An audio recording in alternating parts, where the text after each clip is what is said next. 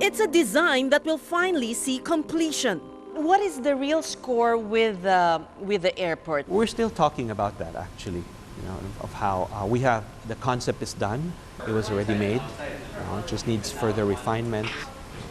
And I think it's government now, it's the task of government to see how it can be executed well. So that's where you are now, at that stage. Yeah, so we're actually doing the conceptual design, which is basically 80% done. And Luxin, they'll become the architects of record for the airport. And that's okay with us. I think anyway, just to get the job done is fine with us. So we're not in it for the recognition. We were working on this really quietly, in fact, for 8 months.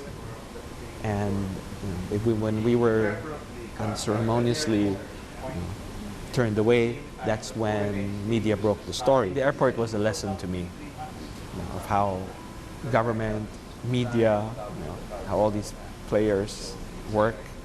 So you kind of understand now what goes on behind the scenes.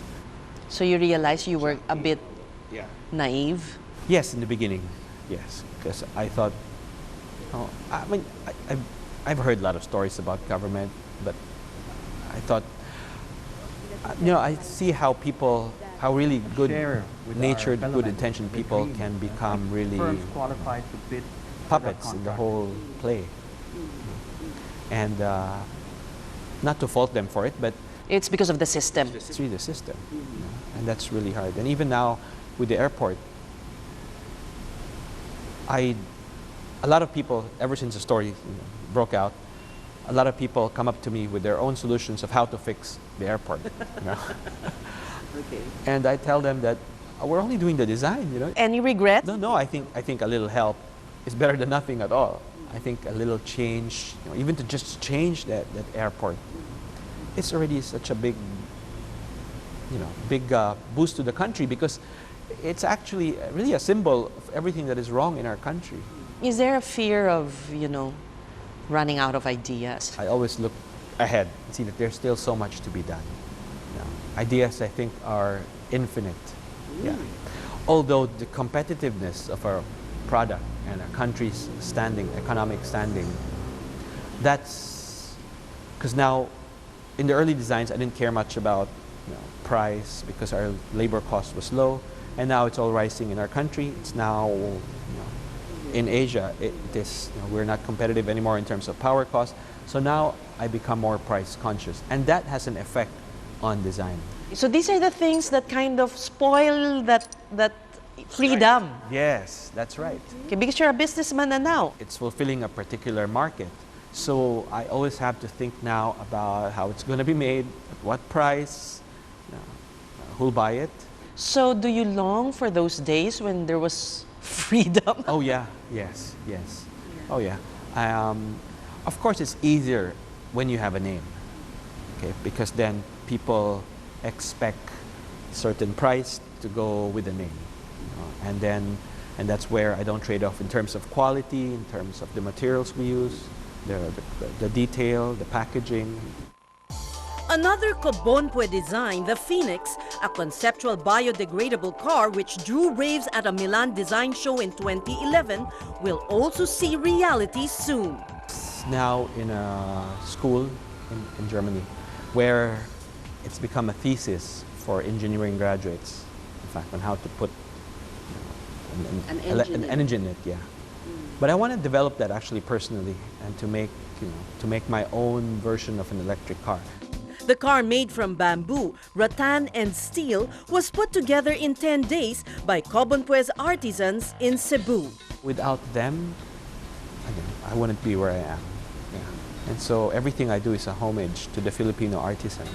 Another new endeavor for the car enthusiast and vintage car collector is an electric tricycle.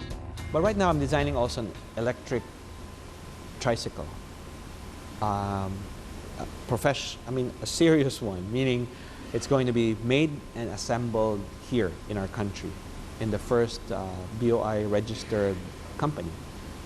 So they intend to manufacture that in Laguna. And then I'll be designing for the mass market. eventually. Hopefully a jeepney too, or a bus or something. Oh yeah, yeah.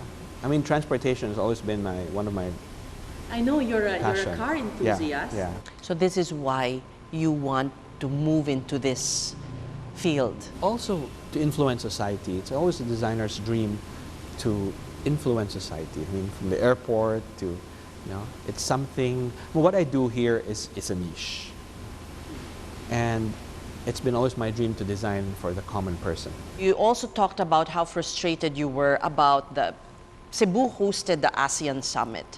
And what did you show for it? Lights that turned out to be overpriced. Yeah. So do you feel so sorry when you go around, the metropolis? Oh yeah, yeah. And I always say, if it were not for our developers like the Ayalas, what would Manila be without Makati and the Fort? What would our tourists think? Yeah? They're doing actually what government should be doing in planning, urban development. I always say the most iconic buildings were still built by the Marcoses, and no government has ever built a significant building after that anywhere, and that's sad. But how does that affect now your branding? And that's why it means also so much to me, because I always, I'm flag waving everywhere I go.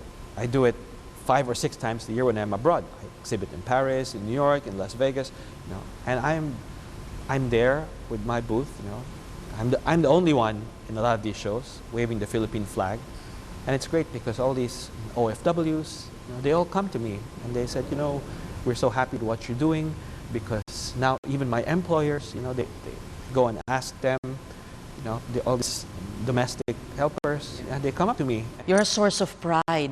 Exactly. Yeah, yeah, and it gives me pride too. Even if they cannot afford to buy a piece. Yes, yeah, because it's what their employers know. Sometimes it's the only Filipino thing that their employers know, and so it hurts me when somebody talks bad about the country, because it's really who I am. I mean, everything that I've built is really built around our country and its people. And you have shown the heights that we could reach, with the focus and discipline. Yes, and there's still greater heights to be reached. Thank you so much, Kenneth. Are we looking at the next automobile magnate? Yeah, the electric car. Yeah, 'cause I think that's the future. I'm Cez Orenya Rilon, and this is People on ANC.